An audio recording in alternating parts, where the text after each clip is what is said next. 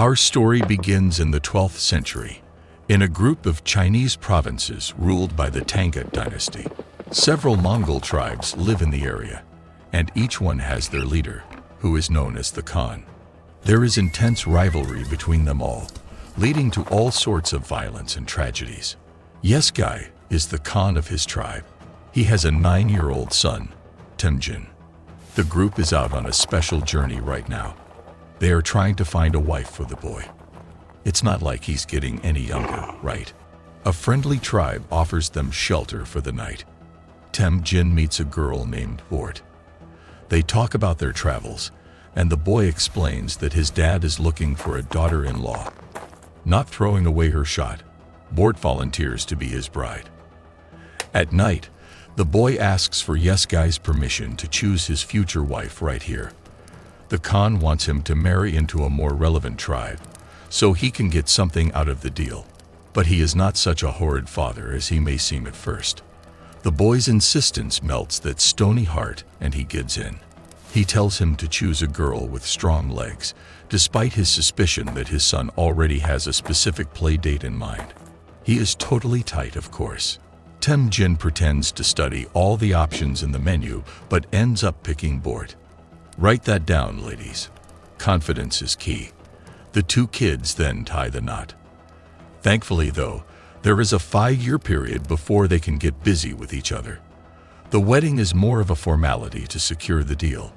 Anyway, the boy is totally hooked now.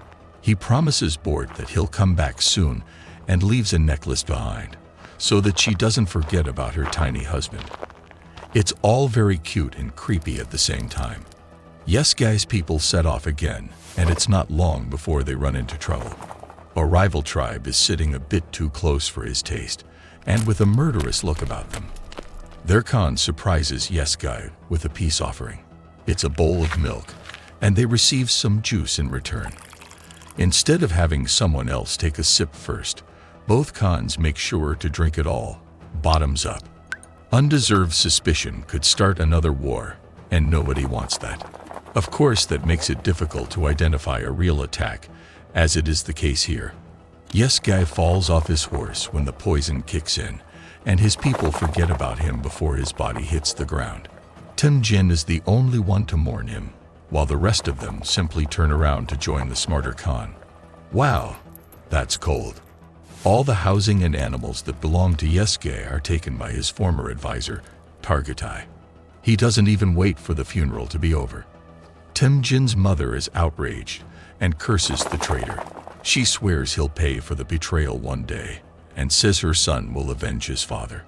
Targutai is about to shrug off the distant problem when he realizes that it can be solved right away. You see, he does have a sword, and the brat is standing right there. However, there is a taboo in the Mongol tradition regarding victims below a certain age and height. Their murder is kind of frowned upon, it seems. Despite the fact that he is a married man, Temujin is not tall enough for preventive assassination. His life is saved by an inch or so. Before he leaves, Targutai says he'll be back next winter to measure the boy again. You might think it's stupid of him to give them a heads up like that, but the truth is that not even the warning can help Temujin. He is a Khan-less little boy now with nowhere to go and no one to help him. Come winter, he doesn't even have a classroom door to stand next to and find out how much he's grown. Praying is pretty much all he can do now, so he runs to a holy mountain that his dad once told him about. It is the sacred dwelling of a god named Tengri, and the place to go for divine help. Before getting there, he falls into a frozen lake. He is about to drown when a boy named Jamuka comes to save him. Jamuka and his little brother invite Temujin for a warm meal in their home. The boy is deeply grateful for their kindness. He is eager to make a friend at last, so he proposes that they become brothers. With a silly ritual that ruins a perfectly good bowl of milk, their brotherly bond is established. Sadly, it doesn't take very long for Targutai to find his preteen enemy. Temujin is kidnapped and taken to his village. But luck hasn't totally abandoned the little guy. It turns out that he has not grown enough to close the gap. Beginning to lose his patience, Targatai decides to keep him close to avoid all that trouble to hunt him down again. A wooden plank is fastened around the boy's head, and he is kept like that at all times. Temujin is fed by an old man who also tends to his wounds. The man speaks kindly to him when there's no one else around to hear them. One day, there is heavy rain and the villagers run to their huts all at the same time. The old man takes that opportunity to release the boy. Running to the sacred mountain again, Temujin finds a place that looks like a temple. He says a prayer to Tengri, asking for a helping hand. An Arctic wolf appears between the statues and stares at the boy. Then, the wooden plank breaks on its own. Temujin is free again. That freedom lasts for a few years this time. Temujin is a young man now, and he still has to look over his shoulder everywhere he goes. For that very reason, he is not entirely welcome in any tribe. Nobody wants to shelter a fugitive, no matter how unfair his arrest was in the first place. Targatai eventually succeeds in capturing him and puts him in another wooden plank, identical to the first one. After so many years searching for him, the Khan has become obsessed with Temujin. Ironically, that's how he survives. Obviously, he has already surpassed the minimum height now. But instead of getting rid of him as soon as possible, Targatai wants to see him begging for his life. Temujin firmly refuses, so the terrible man decides he'll cause as much pain as possible to this young man. If he won't beg for his life, he'll end up begging for someone to end it. That same old man is still in the village. Once again, he looks after Temujin and feeds him lovingly. And then he says something very strange. He starts begging for his own life. Temujin is evidently not a threat to him or to anyone else. The wise man understands that, but he's actually talking about the future. He is so confident that Temujin will find a way out of this and return to wipe out the village that he is asking him to spare those who are kind to him now. Which is only himself, of course. Strange as they sound, those words give Temujin renewed strength and fill him with hope. In the middle of the night, Targatai comes to taunt him again. There is no one else around, and the man is also confident that Temujin poses no threat. But boy, is he wrong. He uses the wooden plank itself to attack the old nemesis. After finishing him off, he runs to the next village to get rid of that plank. Then he gets himself a horse and rides straight to Bort. That girl really made an impression on him. And when he gets there, we learn that she still has the necklace and has been waiting for her hubby all this time. Oh, and she's also a gorgeous woman now. Our boy is finally catching a break here. Next stop is his old tribe. His mother is happy to see him alive and well. He meets the rest of his family and begins to prepare to become their Khan. Life is good for a few weeks until there is a surprise attack from the Merkits. Temujin finds out that his mother is from their tribe. A long time ago, Yesgai abducted her so they could get married. Everyone knows that she actually wanted to marry him. But Merkit Khan considers it a sign of weakness to let go of revenge vows on such technicalities. So now his tribe is here after Bort, as retribution, a wife for a wife. Hit by an arrow, Temujin is unable to stop them, and they take Bort away. It takes some time for him to recover, and then he goes to Jamuka for an alliance. His brother by milk is now the Khan of a powerful tribe, and he agrees to help him. With Jamuka's army and some of his own men to back him up, Temujin vanquishes the entire Merkit tribe. He also rescued Bort, who was forced to become their Khan's wife during his recovery. She is pregnant now. Temujin sees no point in doing the math at a time like this, firmly declaring that he is the father. Temujin is also the Khan of his tribe now, and they have reached a decent size. His way of dealing with his men is very different from most Khans. He takes only a small portion of whatever is gathered or seized, splitting the rest among the tribesmen. The families of fallen warriors get an even greater share as compensation. According to Mongol traditions, every man is free to choose which Khan to follow. Temujin's generosity begins to attract people who ditch their Khan to follow him. Trouble in the Brotherhood begins when Jamuka's men start doing the same. He can't complain about it, but he clearly wants to. That's when a terrible incident comes to shake their brotherly bond even more. One of the horses from Temujin's tribe is stolen. Some of his men spot the thief trying to get away, and they run after him. The chase doesn't end too well for the intruder, and Temujin is shocked to learn his identity. It's Jamuka's younger brother.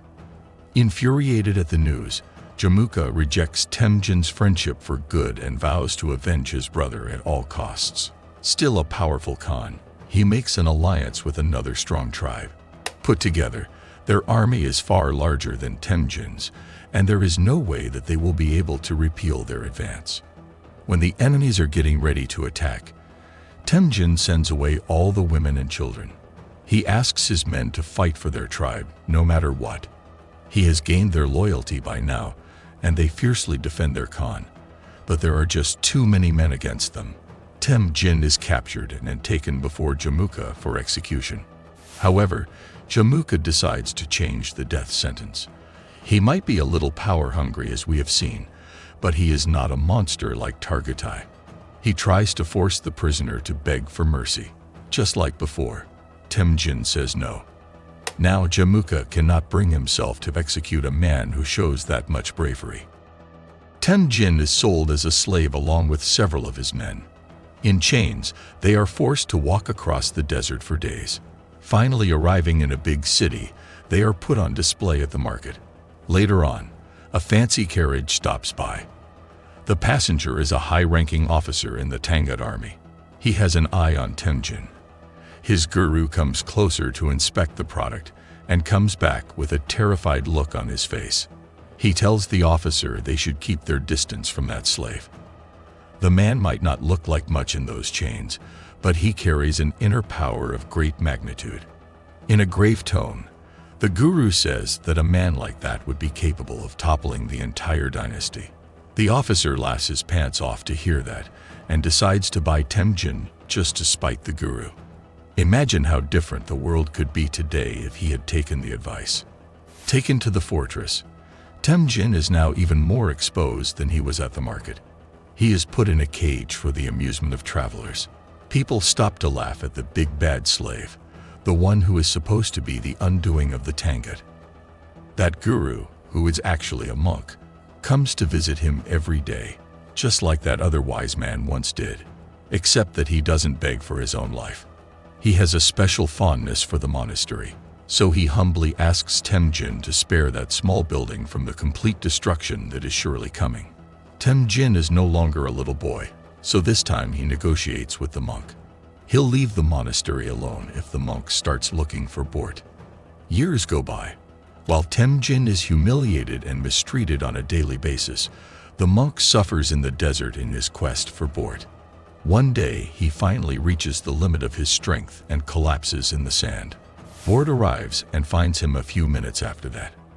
Makes you wonder what good it does to be a monk if you have such luck like that. Temujin had given the monk that necklace he once gave Bort. She recognizes it instantly, rejoicing to realize that her husband is alive. She then travels to the city expecting a long search for Temujin, but he's still in the suspended cage, so she spots him right away. Bribing a guard is enough to set him free. Also makes you think that the monk was probably a bit stingy, or he could have done that long ago. Bort takes Temujin home.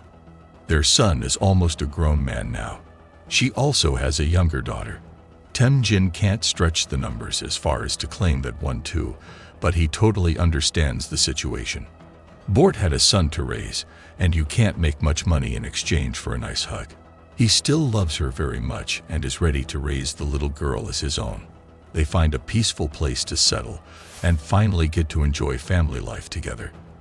This is exactly the type of moment where either the story ends or something awful happens to them. What happens is a third option. The happy couple is talking about their people one day, and Bort complains that Mongols are always killing and robbing like madmen with no honor. At least the Tangut dynasty has the emperor and some kind of vague rules to obey. Those words have a profound effect on her husband. Temujin has an epiphany about the Mongols. They are doomed to live this chaotic existence until they are unified under a single Khan. And there's also the monk and his firm belief that Temujin would become a great conqueror. The man died keeping his word to him. Leaving his now peaceful and happy life, Temujin goes on a journey to unify his people. His goal is to instill the sense of honor into them, preventing future atrocities and establishing a code of conduct. It takes him years, but he finally gathers a massive army under his command and his rules. The only thing standing in his way now is Jamuka. His army is even bigger. But that doesn't matter in the end. When they finally face each other in battle, Temujin wins because he has carefully planned his strategy and devised a plan B for every scenario. Jamuka is just going with the flow, and that's what brings him down. Temujin invites his army to join him instead of eliminating them. Not used to that kind of mercy, the soldiers develop an unshakable loyalty towards their new Khan. Jamuka himself is free to go after the battle, as Temujin wants to set an example for his people. Reunited with Bort and the children, Temujin is now Genghis Khan, the only leader of the Mongols. There is no match for his army when he marches into the city. The Tangut dynasty is annihilated, and the only thing left untouched is the monastery. And this is the end. This was a recap of the 2007 movie Mongol, The Rise of Genghis Khan by Kinakompania CTV, starring Tadanobu Asano and Sun Hongli. Do you think this is how it really happened? What would you have done differently if you were the Khan? Let us know in the comments below with #CinemaRecap. Until next time.